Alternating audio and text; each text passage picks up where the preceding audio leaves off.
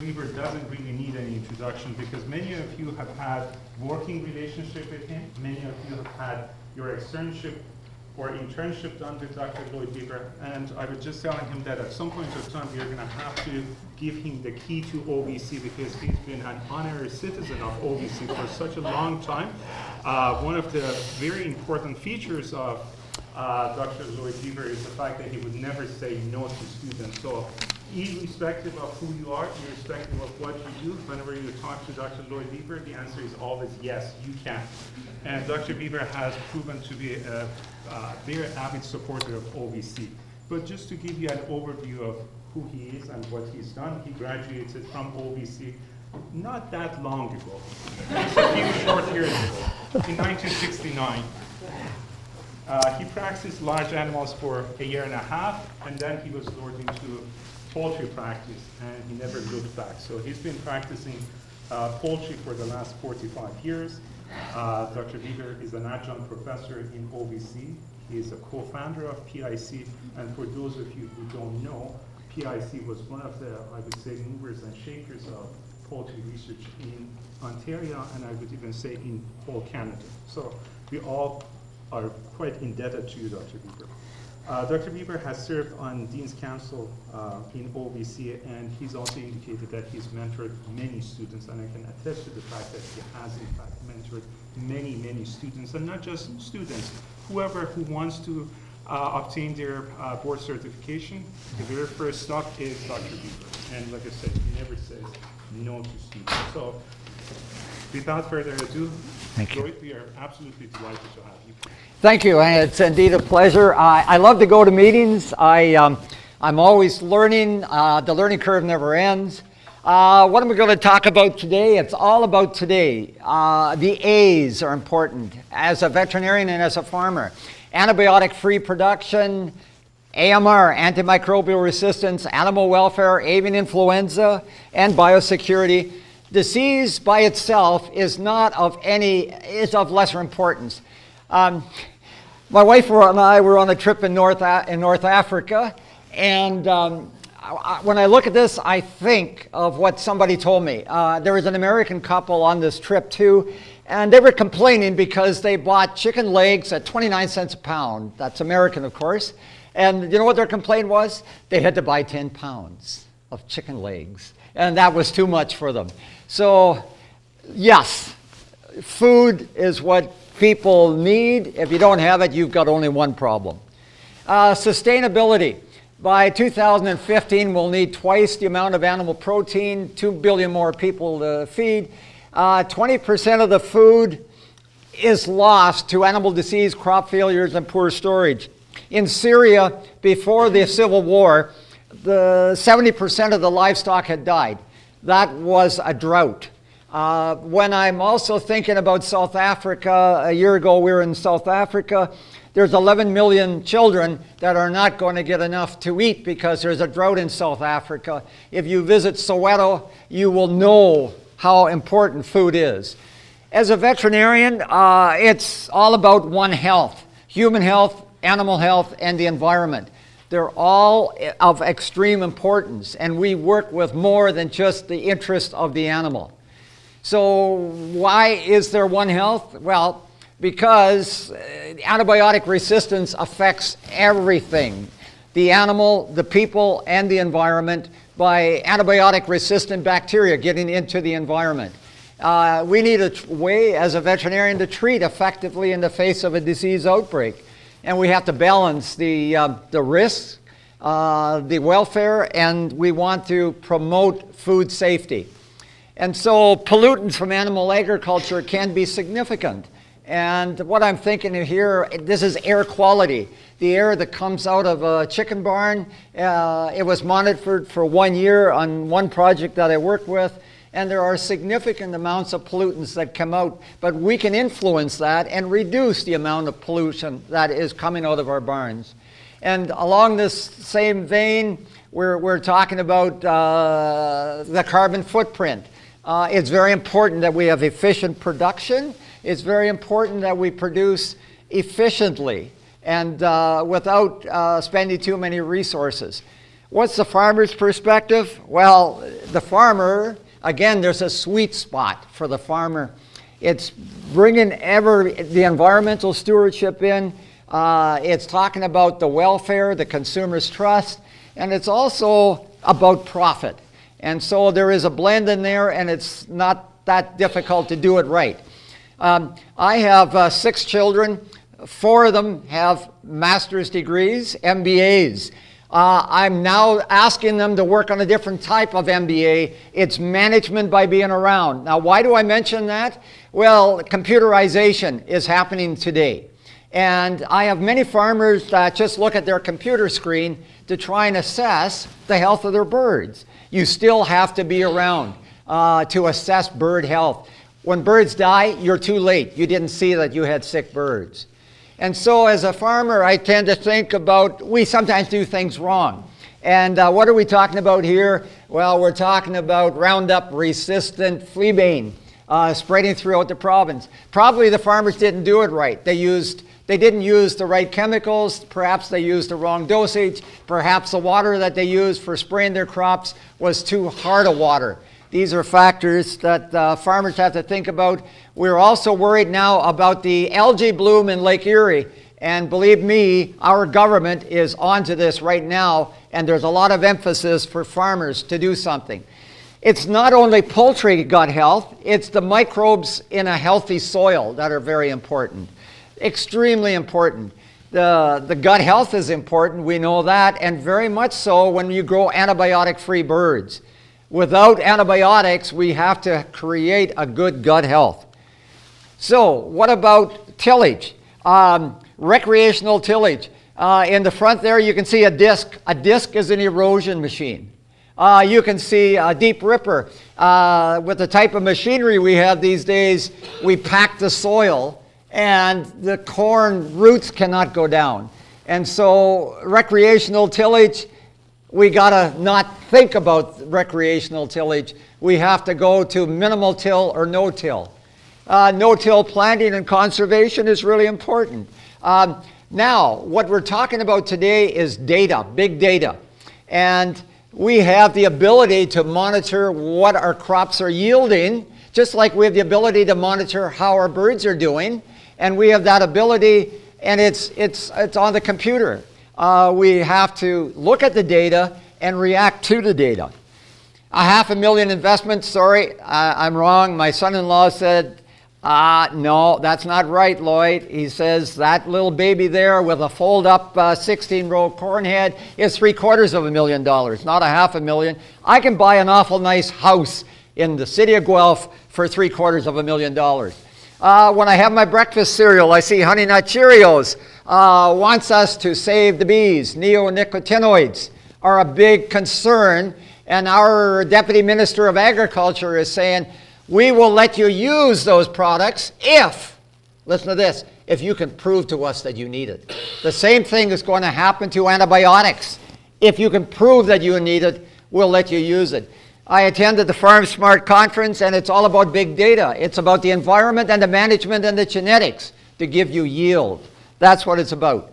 You can't manage what you can't measure. If there's one thing every meat bird production barn in Ontario should have, or in Canada, is a weigh scale to manage, to know exactly what your birds weigh at what age. You can tell dramatic things that are happening into the barn. You can tell whether the birds are getting Coxie challenge at 3 to 4 weeks.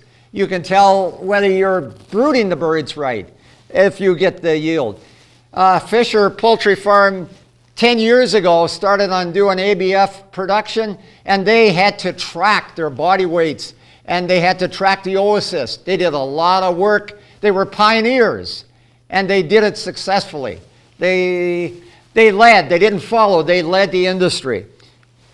The evolution of the broiler industry, if you look at 1950 versus 2016, it took over 100 days to get a 2-kilo bird. Now we're getting that in 29 to 30 days. We're getting that in 29 to 30 days. And along the way, there was a lot of input from farmers and our supply management system and veterinarians in eliminating certain diseases that were really hurting us. Higher growth rates lead to higher water consumption. Mike Sarek proved this. Some of the old data is garbage that we had. I'm going back to Salisbury Laboratories back in the early 1970s. Birds are drinking 3 times the amount of water of what they did back in 1970. 3 times the amount. That means we got to ventilate our barns better than we did back then. Now that was then, this is now. You have 2 automobiles, they look alike, well, kind of alike. Only the one on the right is computerized. The one on the left, you can adjust the carburetor. I attended a meeting, Dr. Leeson was giving a talk at the, down at the Aberfoyle Mill, and there was only 1 seat left and it was in the front row. So if you're ever late for church, don't sit in the front row. And if you're ever late for a meeting, I hope you don't have to sit in the front row. And so he was going through what in the last 25 years, what's the most important factors? Genetics, nutrition, and management. He looked me right in the eye and he's told everybody, Lloyd, you only represent 2% of the improvement. Okay, what did I think? I didn't say this. In reality, the human factor hasn't changed. The difference in performance between farms is management is 95%. Everything else is 5%. Either way, that's my response. We talk about productivity and getting birds to market with more weight sooner, but now out of Holland and now in Canada, we want slower growing birds. We want dual purpose colored birds. We want birds with yellow shanks. So we're breeding now for an alternative market. We're going back. It's the future. No, it's the past. And so we're faced with this. This is European idea. It is spread to Canada. Consumer perceptions on poultry. Chicken farmers in Canada report that 71% of people believe that hormone supplements are fed to chickens. So the doctor says, here's your prescription for antibiotics, eat 2 chickens and call me in a few days. No, let's put a big X through him. And then there's the A and W guy, raised without the use of antibiotics. So many broiler growers I talk to, if they hit this guy, they would go like this. I'm not sure what they would do. I just don't know what they do. But there is some research done at Arkansas State University, Dr. Shippa Sumat at University of Arkansas, and she found the sensory perception of people eating chicken is affected by their opinion they get from the label. That's what's happening, the opinion. The New York Times reported on a paper on poultry science, and it was damning these broiler growers that use antibiotics. And the New York Times, you can Google anything. No significant difference between antibiotic-free production on 6 million birds. This was in Purdue farms in 2 different states in the United States. Organic and natural. When I drive in Bruce County, I can buy a gallon of maple syrup for $50. But if I get some organic maple syrup, a very sharp neighbor of this guy, he will label his organic. Is there really a difference? Natural is just a drug-free regular. Organic is maybe what we should call natural. You have a choice, whatever you want to get, take your pick, but in the meantime, don't forget, whether you pay premium or what is due, don't expect to find any drug residue. So it's all about opinion. The only opinion that really matters is that of the consumer. That's what Mark Twain said. And so what does Purdue Farms, they won an award for their advertisement. No antibiotic ever. Let's not confuse it, because maybe people are going to confuse, well, antibiotic free, it's all veggie on the left. Does that mean there's no antibiotic in it when I get it? No antibiotic ever fed to the birds. Back in the 90s, I raised 100,000 heavy hens. These were antibiotic-free green turkeys. Because 10,000 didn't make it to market, Dave Nicholson, that guru working for the Loblaws group, he made a big story out of it. Not good. Chicken farmers of Canada came under the mat when there was one television program, I think it was Marketplace, expressed concern about the injection of antibiotics into every egg. That was a serious problem. And how we react to that is we're talking about it now and we're being very careful. Growing quality chickens means growing chickens with less antibiotics. And so what are the present concerns of the producer? E. coli, early mortality. They get 2% at no charge, so why are they concerned with a little mortality early? Well, no egg is sterile. You're always going to get bacteria that could come with the chick. So it all depends how much stress that chick is exposed to. And so what are we talking about? The brooding period is becoming an increasing percent of the flock life. We can put out a Kentucky Fried Chicken bird in 29, 28 days, and they're 21 days, they're in the hatchery. We're going to see the time within our lifetime where we're going to be able to have the chickens in the barn as long as they're in the hatchery. Those days are coming. That's progress, but it comes with some challenges. What's an action plan for producers? Get a veterinary diagnosis, call rigorously for the first week. Consider medicating if mortality persists after day 7. And check your sensitivity with your vet. Always medicate with the optimum dose for the optimum period of time, and just wait until after 7 days. What's the veterinarian's perspective on antibiotic-free? It's a bad plan that admits of no modification. I think we as a veterinary community have to be prepared to work with producers and lead and hold hands and do things in a positive manner with a positive frame of mind. Because without doing that, we're not being of any great help. Antibiotic sensitivities, what the producers talk about these days, they talk about resistance to Uniprim, which is the go-to antibiotic. And if you're an American producer, that product, potentiated sulfa, is a negative. That's a negative. That's the last resort you'd ever want to use.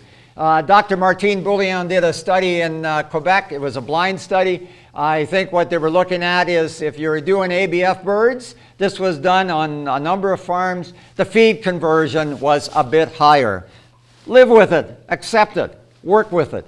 That's not a big deal. There's too many producers are neurotic about necrotic enteritis. We can grow broilers and not get necrotic enteritis without an antibiotic. It's not a big deal. And so what I'm really saying is don't go with the philosophy that no breaks is the only acceptable outcome. That bottom picture there, that's old as the hills. That was in the magazines 40 years ago. There were 3 major AMR meetings in Toronto in the late 90s and about 2005 and about 2008 or 9. And we went from managing antimicrobial resistance to, again, managing it and the road to prudent use. And then we hit the jackpot, antimicrobial stewardship. That's everybody's responsibility. It's called stewardship. That's where we're at now. So what are some good ABF guidelines? You might not agree with all of these, but this is just some thoughts. You need excess moisture early, and you need dry litter later. Excess moisture to get the oocysts germinating during the first 2 weeks. Don't overreact to some CO2 level. We even put a little bit of moisture on the feed or litter. Get 80 grams of feed out on the paper to birds and keep them corralled for about 7 days if you can. And why is that important? By the day 5, so many broiler barns I go into, there's no feed left on the paper. It's often gone in day 2 or 3. So if you're going to get 80 grams into them, you haven't put out enough feed, because that means you have to do it manually. And that's some producers are not used to that. That upper picture is old as the hills. Water quality is very important if you're doing ABF birds. The old metal troughs, sorry, that was 35, 40 years ago. Then we went to a swish drinker at 7 o'clock. And then we got nipple drinkers. Yes, we have cleaner water. That's very important. Turkey production. The day we started chlorinating our water and changing the type of drinkers was a great idea. Up there at 11 o'clock, those turkeys were drinking absolute swill. That water you wouldn't want. You wouldn't want to drink it. I had a broiler grower or a turkey producer. I put dimes in his bell drinkers, in his red bell drinkers, in 5 drinkers. He told me wash those drinkers every day. 1 week later, there was 5 dimes in 5 different drinkers. So don't believe everything you hear. It's the wish list. But anyway, we go to drinkers that will have less bacterial contamination. If you're a broiler producer in Alberta, you would be running acid through your water lines. In that instance, maybe it's good for coxy vaccination birds. Those nipple drinkers are leakers. That's what they are. They're leakers. And that puts some moisture there. If you get too much moisture, you would worry about having cellulitis and E. coli in your flock. Antibiotic-free turkeys. You can tell the litter quality of a turkey when it comes into the lab. You can tell if they're dirty. That means a litter. If the tails wear out. You'll have the tails, poor walking turkeys, these tom flocks, the tails will wear off.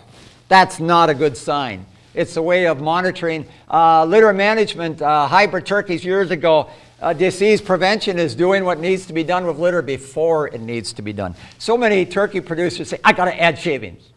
If they say that, they were too late. They should have done it before they needed to add it. And so what are we talking about? If you're a broiler producer in Northern Europe, they are judging you, your animal welfare by the footpads.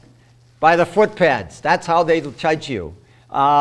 There's ulceration of the footpads there. The drinkers are leaking. There's some cecocoxy there. There's Eimerium matrix coxy there.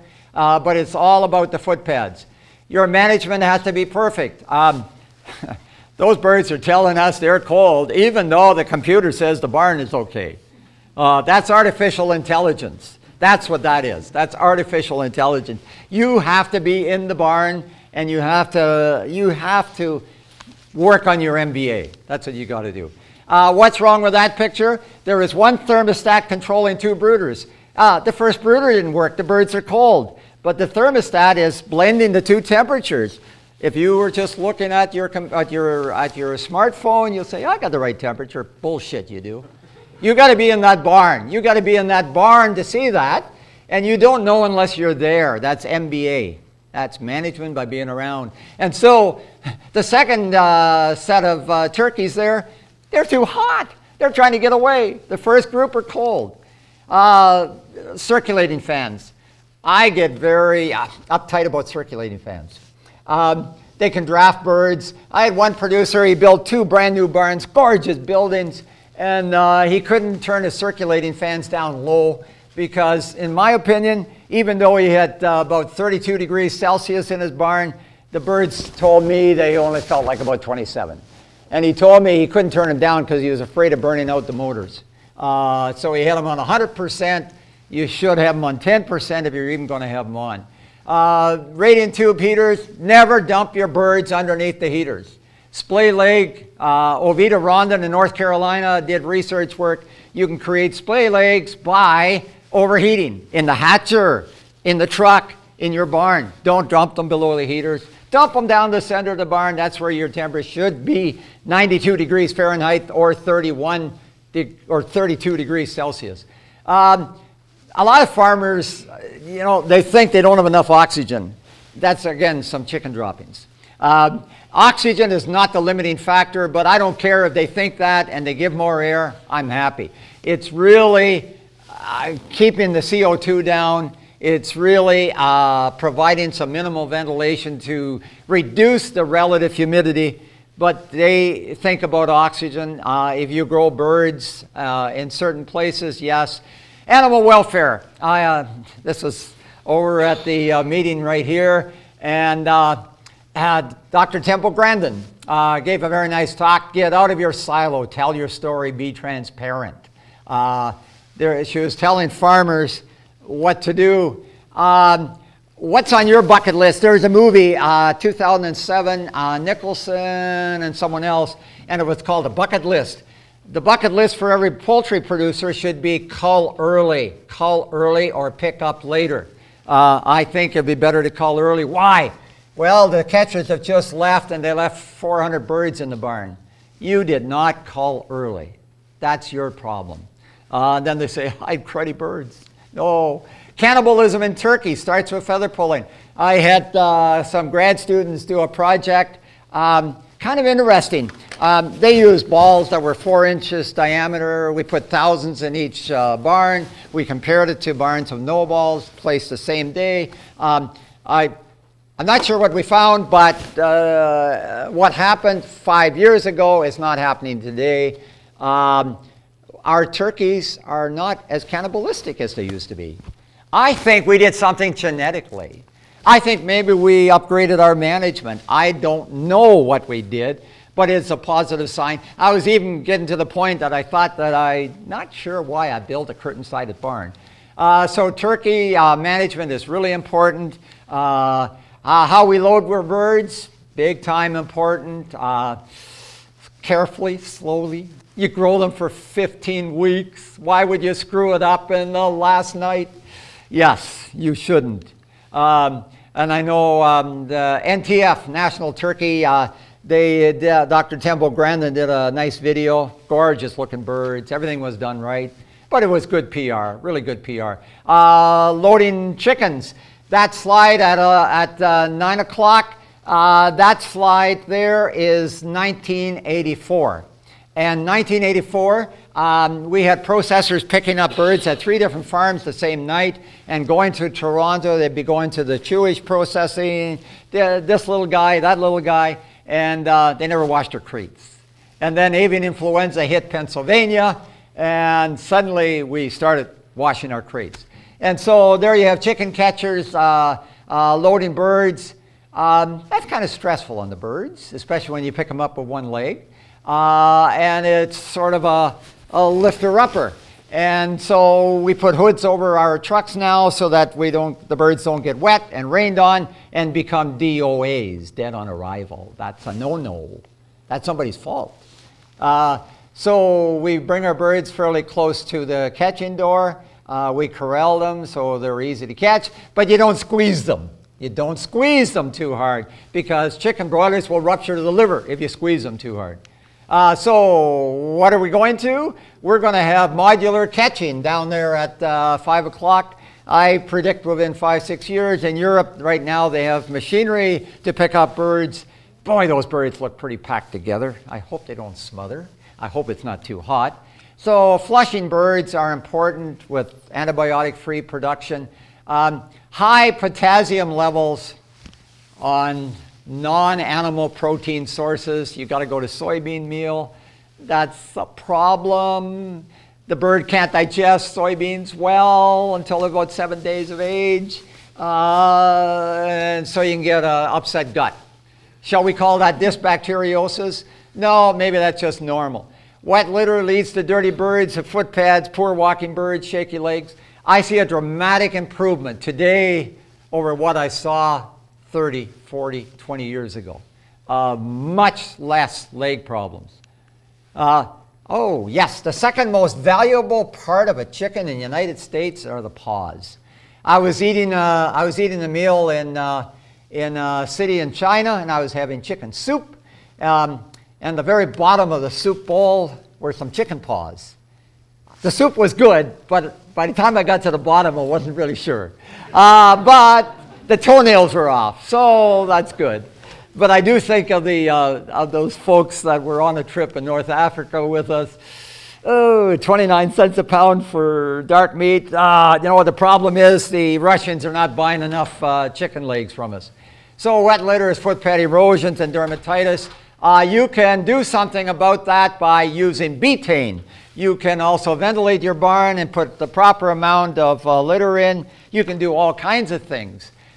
Beak trimming. Let's talk about beak trimming. It used to be called debeaking. That's a bad word. With a hot blade. What did I see? That's not a badly beak trim bird, but I always used to see something what I call the lazy wrist syndrome. And the lazy wrist is, as they bring to the hot blade, the wrist gets lazy, and the bottom beak gets cut shorter than the upper beak. That is a complete no-no. So what are we doing now? The only acceptable method is day-old beak trimming. Fantastic idea. A laser. less trauma, less stress. Our leghorn pullets are done this way. Our turkeys are done this way. It's very beneficial. It's very beneficial, and it's minimal stress. Oh, so how did we raise birds? Well, I have neighbors. I always get worried about this because I know that there's Mycoplasma gallisepticum there. I know there's some MG there. I know that I'm suspicious there's other things going there. And their birds run around outside. And my neighbor loves it. And so we have to live with that because we can't deny anyone to have their birds running around outside. But we went from birds on floor operations to birds in cages, a simple stair step. When I think of that picture is 41 years old. He never had a shell quality problem, but if you look at his basket, he's got a little side basket there. Any egg that's got a little weaker in the shells doesn't get mixed in with the rest. Does not get mixed in with the rest. And then we went to high density. High density, high density. It's very difficult if we think about trying to keep a barn warm when you only have 2 tiers. It's very difficult. But when we're 6 and 8 tiers high in a battery cage with a manure belt that takes the manure away as often as you want, you create a very nice environment. That bird can rotate around the cage to get the water at the back and gets feed at the front. And birds fare quite well. But our future is pretty well under scrutiny as to whether we, in 9 years, will still have that type of cage as to be acceptable to go to McDonald's, et cetera, and all of the major chain stores in Canada. That's a big challenge, and it's a big worry. Some of our layer producers that I visit are very, very worried about that. Because, gosh, I just built that barn 2 years ago. Why would I spend $95 to $100 a bird for an Avery system when that only cost me $22 a bird? Well, that's a good point. And so we've had enriched cages, which came along after we had battery cages. And the enriched cages, had lots of advantages. We have only made one mistake. We called it a cage. It should be enriched housing. And so I'm not quite sure where that will settle out. Let's talk about an Avery system. Gorgeous birds, 96% production, doing really well. These are brown birds. Suddenly ran into a problem with E. coli. Sometimes you don't get any answers, but I can think of a very wise saying that I came across. More diagnoses are missed for not looking than for not knowing. But if you do a post-mortem and you see a peritonitis there and you don't find a good reason for it, well, all I know is with some producers it's too dusty in the barn. In other producers, well, if you're talking about organic birds, they do not want me to use any more than the amount of chlorine that we use for humans. That's a lot of whatever. I won't go there. Anyway, you might need a lot more, and I'll tell you why. Because in all of these operations, you are talking, we'll have a better picture of it, where the nipple drinker has a saucer underneath the nipple. And that saucer is where the birds will like to drink their water, and it's contaminated. And so that's what our concern is. Let's talk about another Avery system. Gorgeous looking barn. Ran into a problem. First problem, don't put white egg layers in an Avery system. They usually are, sorry, I take that back. Use brown if you can. They're usually calmer birds. Basically, you can see the nest there on the left. The birds can move around.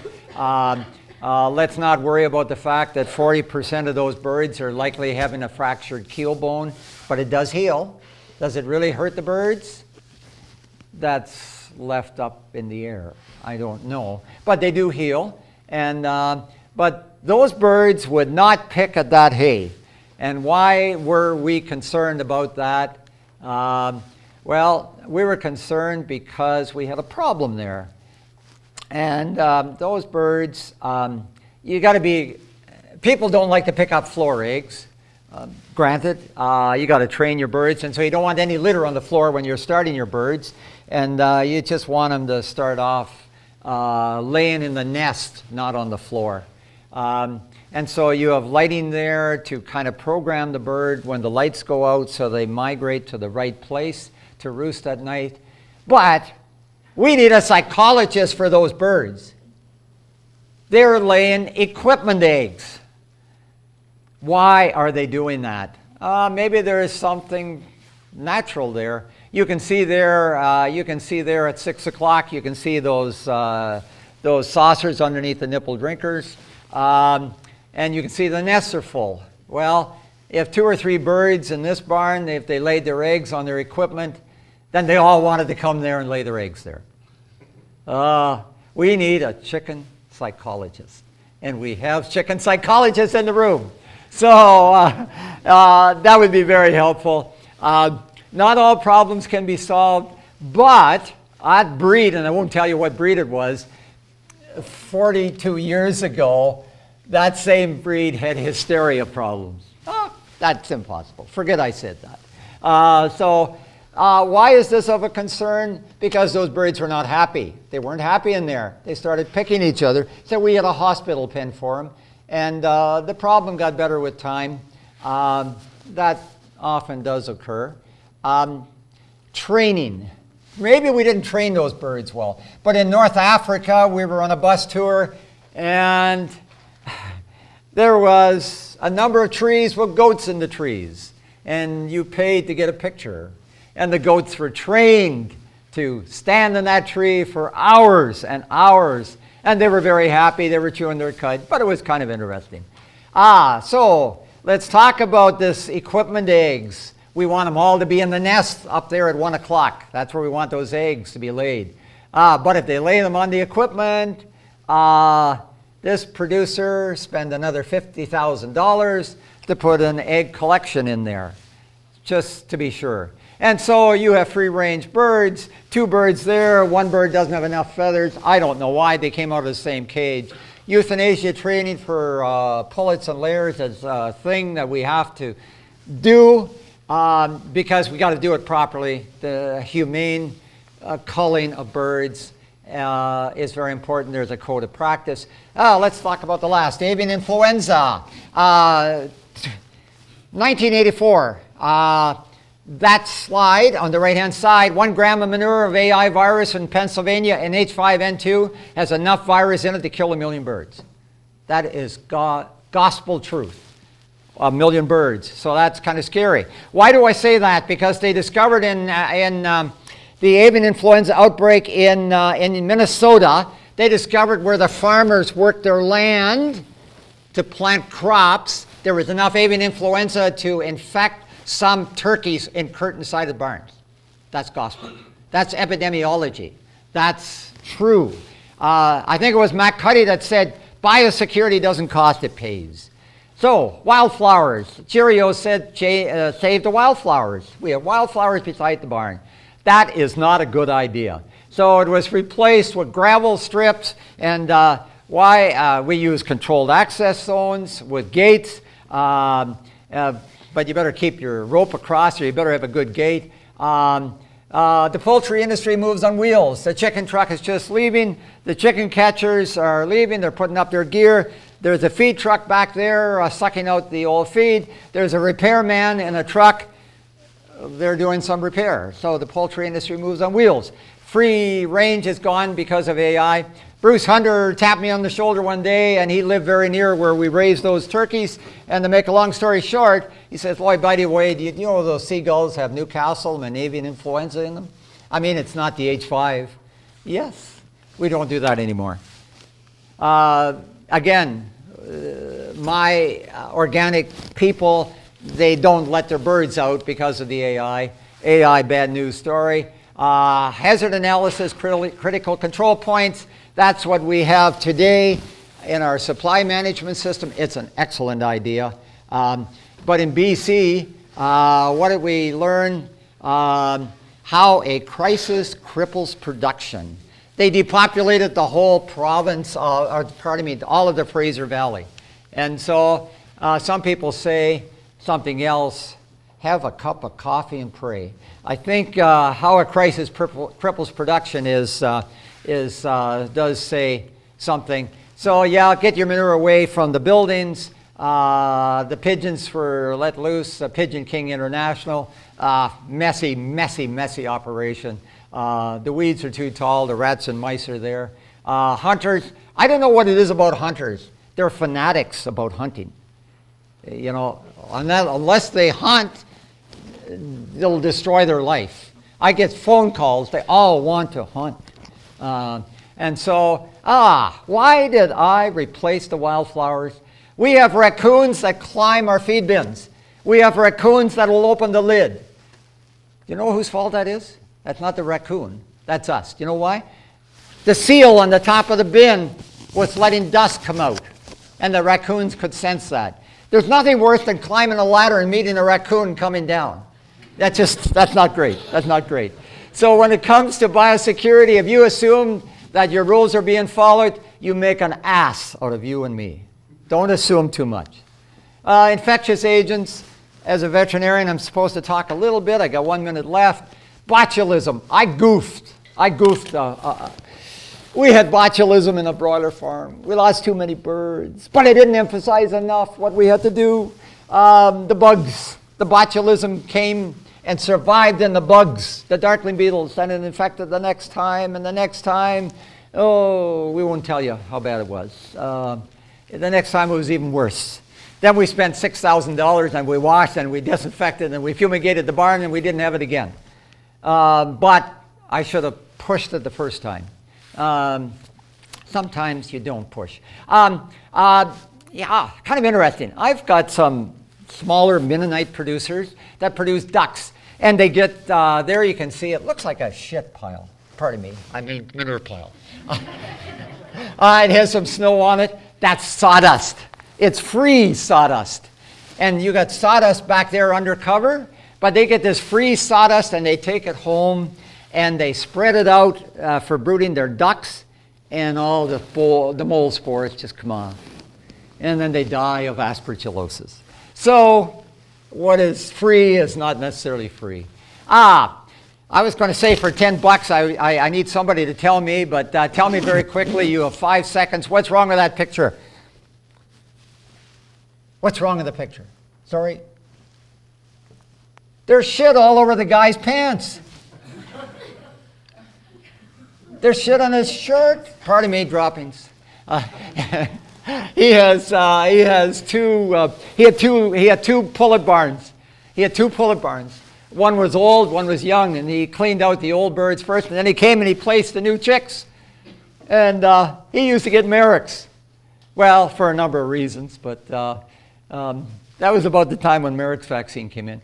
That's a picture from, very last slide, that's a picture from Fisher Poultry Farms up at Ayton. Do you know what we did before we had supply management? We had Merrick's disease. Do you know what Merrick's disease would do? We would lose 50% of our pullets. That was a pretty good way of controlling production from Merrick's. And so what did they do before Merrick's? I came from a farm where we had a rain shelter, and every night we would shut the rain shelter, we put it out in the field, and so that the coyotes wouldn't clean up on the birds, and they were protected, but they could still walk around. But the Merrick's virus is inhaled. So if you're in a 25-acre field and you've got all those shelters, you're less likely to get Merrick's before the advent of Merrick's vaccine. And so with that, I'll end the story. Would there be any questions? You don't have...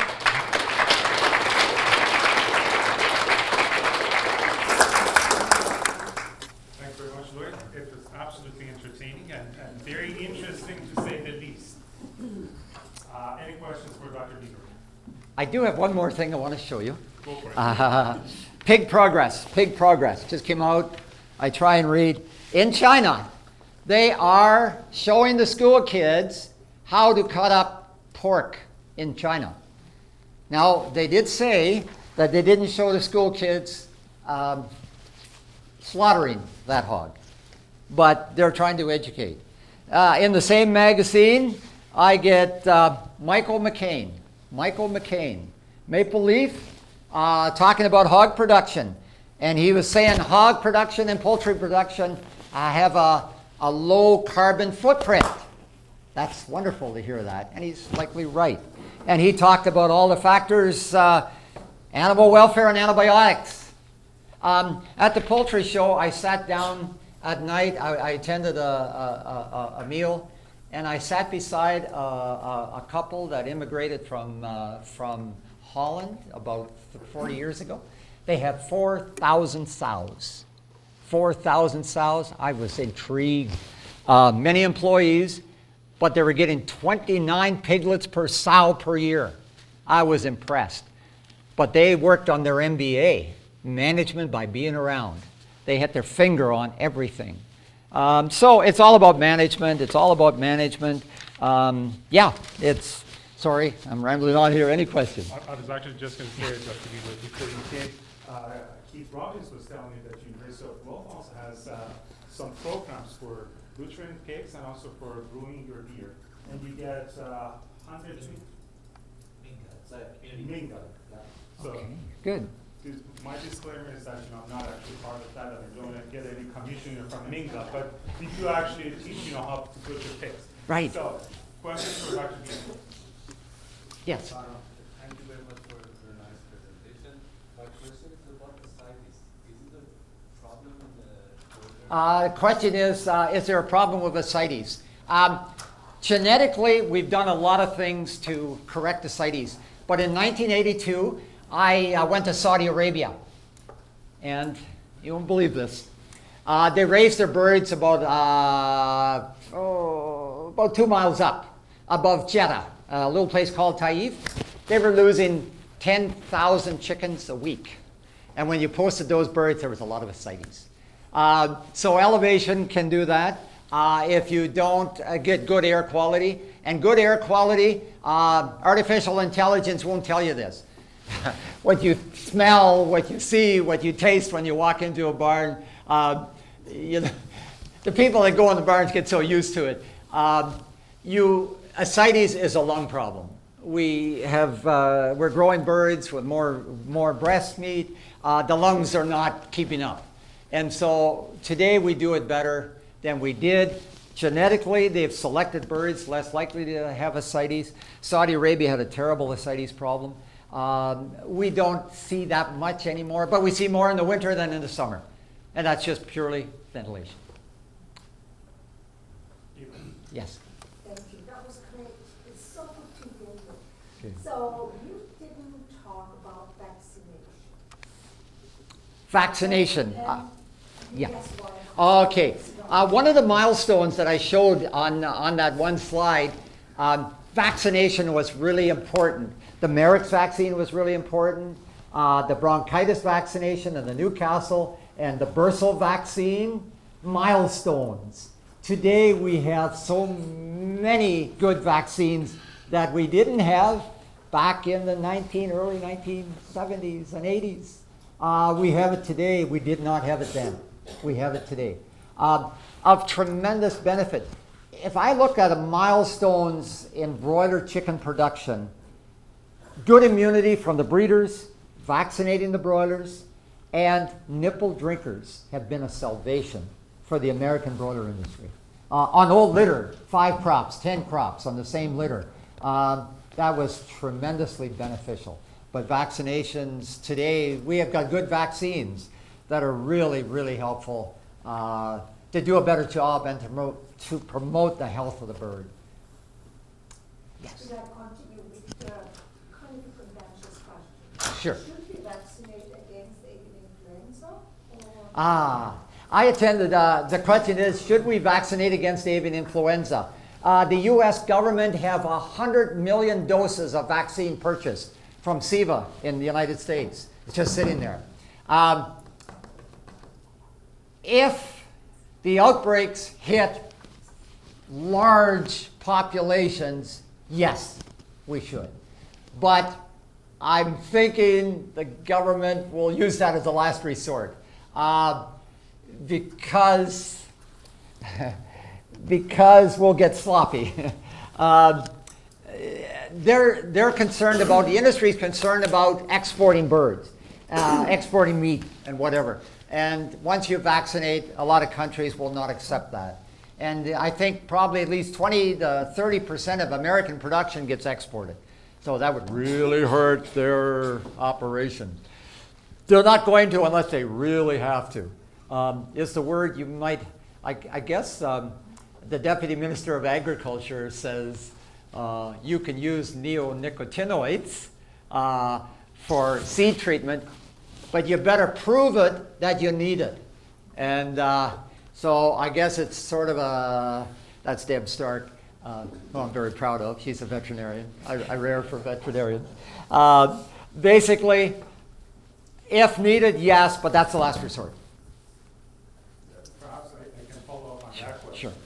So the H1N2 virus that hit Iowa and other Midwest states in the U.S., it proved to be not really respecting biosecurity. So it was actually going through farm to farms, without really paying much respect to biosecurity. And it felt as if it was going airborne, which is not necessarily the case for many influenza viruses, but in this particular case, it appeared to have gone airborne. Yeah. So I think, for airborne viruses, do you think that there is a need, for something that can deal with the situation Yes. right then and Definitely. vigorously? Definitely. I was shocked to read, and this was a study done in Minnesota. They felt that there was a strong relationship between working the land and the dust, and the avian influenza got into the turkey barns that way.